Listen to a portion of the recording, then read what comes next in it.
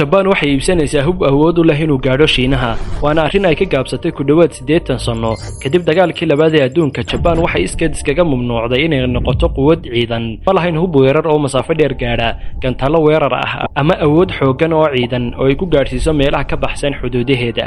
hase yeeshee hadda Japan waxay Mareykanka ka iibsanaysaa gantaalada nooca Tomahawk cruise missile. gantaaladani waxay beegsan karaan bartilmaameedyo ka fog in ka badan 1500 kiiloomitir, laakiin taasi ma aha qaybta ugu cabsida badan sababtoo ah hubkan lama keenayo xilli ay jirto xasilooni iyo nabadi. waxa la keenayaa xilli ay sii kordhayaan xiisadaha ku saabsan Taiwan, waana halka ay xaaladdu khatar ka noqonayso.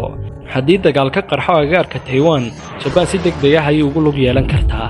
taas micnaheedu waa in gantaaladani aysan ahayn hub keliya, waa fariin muujinaysa in Japan isku diyaarinayso mustaqbal ay rajaynaysay inuusan marnaba imaan oo ah dagaal.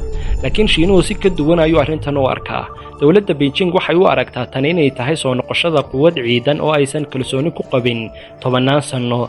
taasina waa bilowga oo keliya sababtoo ah gantaalada cusub ayaa soo gelaya, maraakiibta dagaalka ee xambaara diyaaradaha ayaa dib loo soo celinaya, isbahaysiyada militarina waa ay ku sii fidayaan guud ahaan badweynta Pacifica.